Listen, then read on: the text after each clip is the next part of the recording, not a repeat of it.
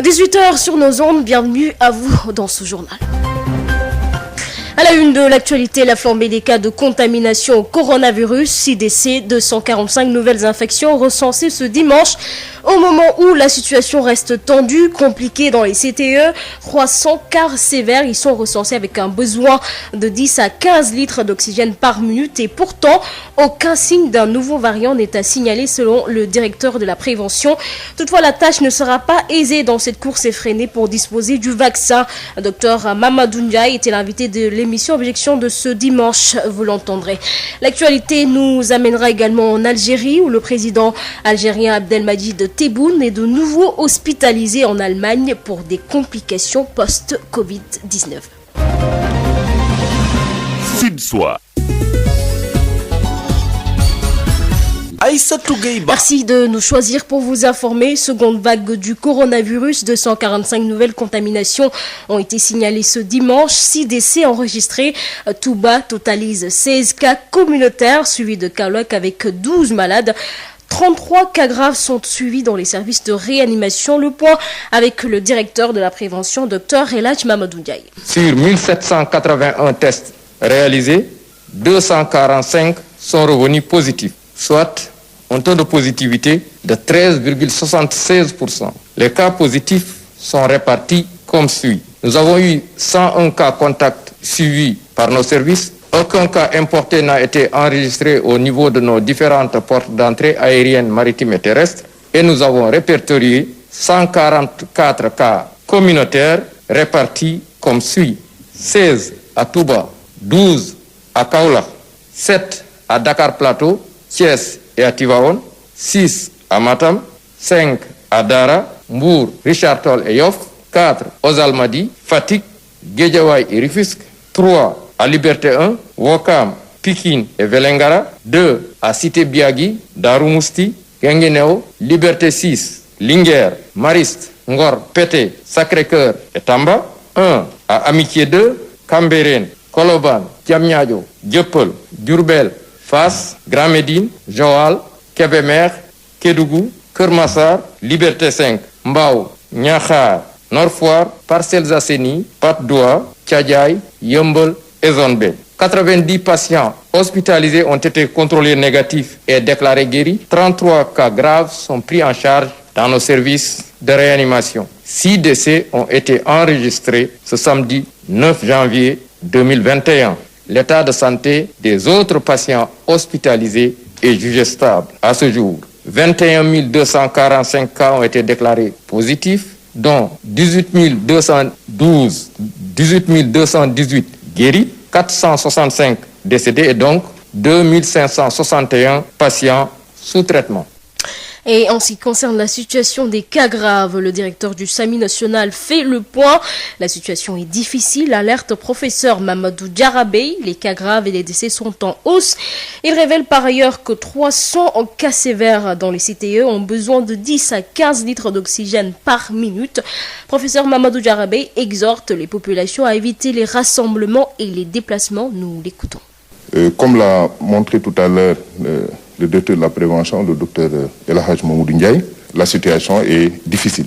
C'est difficile pour les populations, c'est difficile pour les patients, mais c'est également très difficile pour les soignants. Tout bonnement parce que le nombre de cas augmente de jour en jour, en moyenne une centaine par jour, et dans tous les pays. Et ce qui est à noter également, c'est l'augmentation de plus en plus, en tout cas notable, des cas communautaires, ce qui témoigne d'une circulation active du virus dans la population. On note également une augmentation du nombre de cas graves en réanimation. Mais ceci cohabite également avec l'augmentation des autres cas en réanimation. Il ne faut pas oublier que dans les services de réanimation, en plus des cas sévères de Covid, on a d'autres pathologies qui n'ont absolument rien à voir avec la Covid, et ce qui fait que, et donc, le nombre de lits se met très rapidement en tension. Mais au-delà des cas graves traités en réanimation, nous avons également des cas sévères. Et ça, c'est très important. Parce que les cas sévères, en fait, aujourd'hui, si on note bien, ce sont les cas sévères qui sont dans les CTE. Parce que depuis la prise en charge à domicile a commencé, les cas post-symptomatiques ou bien chez des personnes qui ne présentent pas de risque de complications majeures sont pris en charge dans les domiciles avec un suivi. Mais les cas sévères qui nécessitent une prise en charge rapprochée, qui nécessitent parfois l'administration d'oxygène et d'autres médicaments, sont dans les CTE. Il faut noter qu'on en a à peu près 300. Et ces patients hospitalisés dans les CTE consomment énormément d'oxygène. Et on peut comprendre aisément, en moyenne, les malades prennent à peu près 10 à 15 litres par minute. On peut comprendre aisément donc la charge de travail. Et pour ces patients, la surveillance est également difficile. C'est, en tout cas, quand on est en surveillance continue, 1 à 3 soignants par patient. Et ceci de façon très rapprochée, donc ça peut donc expliquer très réellement la charge de travail. On note également une augmentation des décès. Que si les cas graves augmentent, forcément, le nombre de décès augmente. Mais ce qu'il faut noter, c'est qu'en pourcentage, on est resté quasiment sur un taux de létalité qui était superposable qu'avec la première phase, parce qu'on reste toujours avec un taux de létalité inférieur à 2,5%. L'autre élément important sur lequel je voudrais insister, c'est la prise en charge à domicile, qui est une réalité actuellement, qui est un choix qui a été fait par le CNGE, mais qui nécessite un suivi et qui nécessite également l'engagement des familles, mais également des patients. Parce qu'au départ, si un triage est fait et qu'on décide de traiter quelqu'un à domicile, il faudra veiller à la contamination, mais il faudra également veiller à avertir très rapidement les structures de santé en cas d'aggravation. Et c'est dans ce cadre-là que le SAMU joue un rôle très important, parce que ces alertes, nous les recevons sur le 15-15, et chaque fois qu'il y a une détresse, il faut appeler très vite. Et le chemin est encore long, et c'est pour cela que les gestes barrières doivent rentrer dans nos habitudes. Mais surtout, le plus important, éviter les rassemblements et les déplacements inutiles. Et la course au vaccin ne sera pas aisée. Les pays développés qui représentent 15% de la population mondiale ont déjà réservé 50% de la production, malgré que l'OMS exige un traitement équitable dans l'accès au vaccin. Le directeur de la prévention rassure et s'en explique. Dr Mamadou Ndiaye était l'invité de Bayou Marguerite dans l'émission Objection de ce matin. Écoutons cet extrait que je vous propose d'écouter. Les pays développés qui représentent 15% de la population mondiale, ont réservé 50% de la production.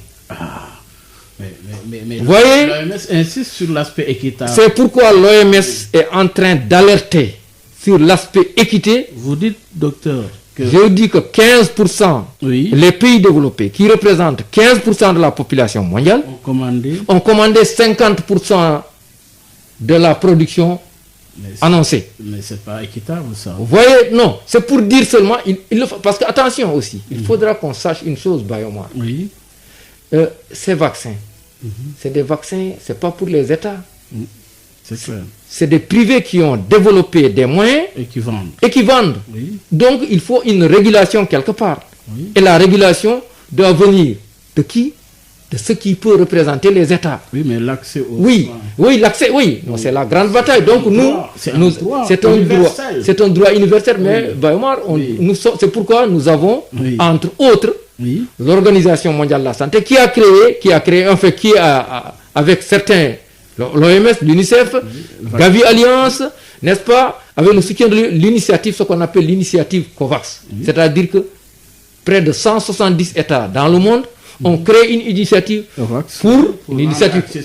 rendre accessible. C'est-à-dire qu'au moment aux personnes vulnérables. Voilà, pour qu'au moment où le vaccin sera disponible, pour que les pays moyens nantis n'aient pas de problème à accéder. C'était pour une garde. C'est-à-dire que les plus forts protéger les moins forts pour que tout le monde puisse avoir accès. C'est cette initiative également, elle est là pour permettre aux gens d'avoir accès. Sinon, les plus forts... Qu'est-ce qui est en train d'être fait au Sénégal pour quand même éviter... Le Sénégal, je rappelle que le Sénégal est dans cette initiative COVAX et que nous allons bénéficier de l'accès à ces vaccins, n'est-ce pas, conformément... Nombre suffisant. Non, nombre suffisant, encore une fois, c'est là où ça se discute encore une fois. Nous allons en tout cas... Parce que ça c'est pas exclu. Parce que ce qu'ils disent, c'est une chose.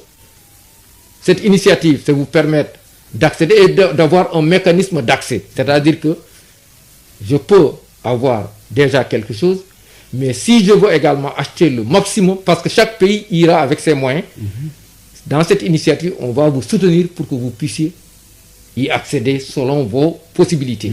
Donc, selon les moyens que vous avez, vous pouvez vous procurer des vaccins à hauteur de ce que vous souhaitez. Mais encore une fois, pas dans peut-être le temps souhaité, comme je dis, parce que les productions aussi, il y a, comme je dis, il y a une limite dans un temps relativement court. On ne peut pas peut-être avoir, tout le monde ne peut pas avoir ce qu'on veut immédiatement. Vous pouvez avoir ce que vous voulez, mais écoutez, c'est des commandes qui seront échelonnées dans le temps. Et revenez qu'au Sénégal, aucun signe d'un nouveau variant n'est à signaler à ce jour, comparé aux nouveaux variants anglais et sud-africains de la Covid-19 qui inquiètent à travers le monde du fait de leur dangerosité, leur contagiosité, mais il n'est pas exclu que cela apparaisse, précise le docteur Mamadou Ndiaye dans l'émission Objection de ce dimanche. Direction Saint-Louis qui continue sa croisade contre la pandémie. Le maire Mansour Faye a convoqué ce samedi tous les comités de veille et d'alerte mis en place dans les 33 quartiers de sa commune en vue de les réactiver pour barrer la route à la pandémie. Le but est de les doter de moyens pour renforcer la sensibilisation des populations afin de freiner la propagation du coronavirus. Chaque CVA recevra au départ un montant de 100 000 francs en guise d'appui, renseigne le maire Mansour Faye. Il réagit ici au micro de Yves Tandek. J'ai voulu sonner l'alerte, une alerte très forte à l'endroit des comités de veille et d'alerte que nous avons mis en place depuis quelques mois, depuis le début de la première vague, pour faire face à cette pandémie. Nous avions tous remarqué que cette pandémie allait prendre fin parce que tout simplement nous avions connu à l'échelle nationale une baisse assez importante des cas. Aujourd'hui, malheureusement, le constat est que il y a une deuxième vague qui se manifeste. Alors aujourd'hui, j'ai convoqué les 29 comités de veille et d'alerte qu'on a montés au niveau de la commune de Saint-Louis pour qu'ensemble nous mettions nos efforts en commun pour faire face à cette maladie. Nous avons eu la chance, quand j'étais ministre en charge du développement communautaire, de monter ces comités de veille et d'alerte qui n'existent qu'à Saint-Louis, à ma connaissance. Et c'est un outil important à travers lequel nous pouvons faire face naturellement à cette maladie en accompagnant les comités de veille et d'alerte dans le cadre de nos activités au niveau de la commune de Saint-Louis. Et j'ai pris la décision, en concertation avec le bureau du conseil municipal, d'accompagner les comités de veille et d'alerte en leur donnant des moyens nécessaires pour qu'ils puissent jouer le rôle à travers les conventions locales que ces comités avaient signées, avec le développement communautaire et la commune de Saint-Louis, pour qu'on ait un résultat au bout du compte. Nous allons doter les comités de veille et d'alerte. En termes de moyens, dans un premier temps, chaque quartier aura 100 000 francs minimum, ça fera environ 3 300 000 disponibles, et puis on va évaluer. De l'autre côté, nous allons aussi développer, en concertation avec la presse, des stratégies de communication. 6 000 masques et gels ont été distribués à l'ensemble des 6 lycées de la commune de Nabadji-Civol, kits qui arriveront au moment où les établissements scolaires de la région font face à un déficit criard de masques. La région compte déjà 200 cas de Covid-19. Abdelrahman Djen. Préserver le milieu scolaire de la seconde vague de Covid-19, c'est la ferme volonté affichée par les leaders du mouvement AISO qui vient d'offrir 6 000 masques à l'ensemble des 6 lycées de la commune de Nabadji-Civol. Le masque, un objet vital qui se faisait désirer dans les établissements scolaires, rappelle Tierno Amadoussi. Tout est parti d'un coup de fil du proviseur de Nabadji, M. Ndiaye, qui nous a appelé pour nous dire que le lycée avait besoin de masques. Et automatiquement, j'ai appelé mon ami Abdelrahman, qui est au niveau de l'IA, pour lui demander, on a combien de lycées dans la commune de Nabadji? Il m'a dit qu'on en avait 6. J'ai dit alors, ce qu'on va faire, c'est de généraliser un peu l'acte. Mais on va chercher 6 000 masques qu'on va distribuer aux 6 lycées de la commune. C'est symbolique, mais c'est important vu le contexte. Et cette action du mouvement AISO contre la Covid-19 n'est finalement que la plus récente. C'est la 3e fois qu'on intervient dans la commune depuis le début de la Covid. Une fois avec les jeunes acteurs communautaires côté sensibilisation de la pandémie. Ensuite, on avait amené un important don pour le poste de santé de Nabadji. La 3e fois, c'est avec bien sûr les 6 lycées de la commune. Le lycée de Boinadi, qui a reçu sa part, s'est montré reconnaissant. Son proviseur s'est félicité de l'acte inédit à saisir posé par le mécène. C'est la première fois que je reçois d'abord une autorité de la commune. Merci d'abord pour cette considération. Ces masques-là, ce n'est pas le nom qui compte, c'est le geste. Et là où il y a geste, il y a d'abord reconnaissance. Il y a prise en charge d'abord des préoccupations. Et ces 6 000 masques de AISO seront donc grand apport pour l'académie de Matam qui attend sa dotation du ministère de l'Éducation pour faire face à une pandémie qui a déjà fait 209 cas dans la région. Matam, Abdelrahman Djen pour Sud FM. Parlons de l'émigration clandestine à Ziguinchor. Les femmes se mobilisent contre le phénomène. Le Conseil sénégalais des femmes COSEF lance une croisade contre ce phénomène à travers un panel qui réunit depuis 2 jours à Ziguinchor les jeunes des 3 départements de la région. Ignace Dey. Elles se mobilisent pour éradiquer le phénomène de l'émigration clandestine. Ce sont les femmes de Ziguinchor regroupées autour du Conseil sénégalais des femmes, le COSEF, qui dégage les stratégies pour convaincre les jeunes à ne pas se lancer sur cette aventure périlleuse. Femmes, mères, elles interpellent la jeunesse sur fond de cris de cœur. Madame Aïda Fall, présidente régionale du COSEF. Aller vers l'inconnu, aller vers la mort. Et ils vous diront, leur slogan c'est Barça ou Barça. Qu'on meurt en mer, c'est pas notre problème. Nous tenons à vous. Vous êtes ce qu'il y a de plus cher pour nous. Vous êtes notre sang. Vous êtes notre avenir. Vous êtes l'avenir de ce pays-là. Donc, chers enfants, de grâce, nous voulons que vous puissiez brandir haut ce flambeau-là et montrer que vous êtes dignes d'être nos enfants. Montrer que demain, nous serons fiers de sourire pour dire que mon enfant a réussi ici au Sénégal. Pour montrer que nous avons ici des créneaux pour réussir, que les jeunes puissent savoir à quelle porte frapper. Elles ont réuni le temps d'un conclave de 2 jours ici à Ziguinchor, les jeunes des 3 départements de la région. Ziguinchor, Bignona, Oussouye. Ces femmes de Ziguinchor qui veulent porter haut la voix pour convaincre ces jeunes à surseoir à cette immigration clandestine. Meurtries, elles le sont, ces femmes qui lancent ce message pathétique. C'est un cri de cœur que nous lançons à nos enfants. Vous êtes notre sang, vous êtes notre avenir, vous êtes l'avenir de ce pays-là. Ziguinchor, Ignace Dey, Sud FM. Sud FM vous transporte partout au Sénégal et dans le monde. Sud International. Direction l'Algérie où le président algérien Abdelmadjid Tebboune est de nouveau hospitalisé en Allemagne pour des complications post-Covid, a annoncé la présidence. Le chef d'État âgé de 75 ans avait contracté le coronavirus fin octobre et était rentré en Algérie il y a moins de 2 semaines. En Guinée, les coordinations régionales dans le viseur des députés guinéens, les élus viennent de voter une résolution qui met fin au pouvoir de ces organisations sociales qui étaient devenues source de tensions et d'affrontements entre des communautés. Le président de la République est désormais invité à s'affranchir de ces coordinations régionales et quant aux sages, ils sont interdits de se mêler de la politique, compte rendu depuis Conakry, Amadou Ribari. C'est la goutte d'eau qui a fait déborder le vase. Il y a quelques semaines, un affrontement intercommunautaire dans le nord du pays a fait 25 morts, des blessés et plusieurs dégâts matériels importants. Pour cause, 2 patriarches qui se disputent le trône ont mis le feu aux poudres par des propos belliqueux qui ont plongé la ville dans le chaos pendant plusieurs jours. Des affrontements similaires ont eu lieu dans plusieurs autres localités de la Guinée. À cause donc du danger que court le pays, les députés guinéens viennent de voter une résolution qui effrite le champ d'action de ces coordinations régionales.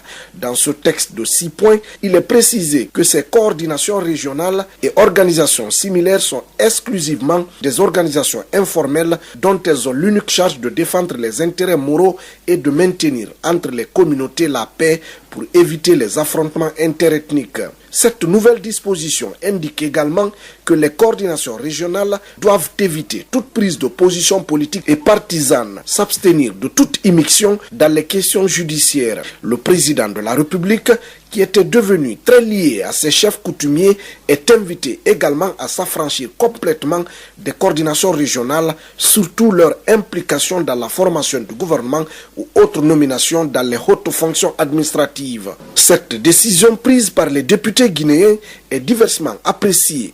Si certains citoyens saluent cette décision qui, selon eux, libère le pays des mains des patriarches à la solde des politiques. D'autres patriarches qui sont déjà dans le viseur du pouvoir à cause de leur opposition, 3e mandat, du préviennent qu'ils ne se plieront pas. Le président de la coordination Ali Poulard et celui de la Basse-Côte jurent de dénoncer toute dérive autoritaire. C'était depuis Conakry, Amadou Ribari, pour Sud FM.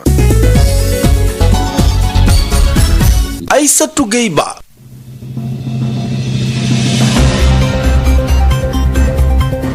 Flambée des cas de contamination liés au coronavirus, 6 décès, 245 nouvelles infections recensées ce dimanche. Au moment où la situation reste tendue, compliquée dans les CTE, 300 cas sévères y sont recensés avec un besoin de 10 à 15 litres d'oxygène par minute. Et pourtant, aucun signe d'un nouveau variant n'est à signaler selon le directeur de la prévention. Toutefois, la tâche ne sera pas aisée dans cette course effrénée pour disposer du vaccin. Dr Mamadou Ndiaye était l'invité de l'émission Objection de ce dimanche. Vous avez suivi notamment un extrait. L'actualité nous a également amené en Algérie où le président algérien Abdelmadjid Tebboune est de nouveau hospitalisé en Allemagne pour des complications post-Covid-19. Voilà, c'est la fin de ce journal. Merci de l'avoir suivi. Merci également à Papa Abdoulaye Dieye qui en a assuré la mise en onde à 21h. Retrouvez Odile Minkilan pour la prochaine édition en Wolof, bien entendu. Passez d'agréables moments en compagnie des programmes de Sen Radio.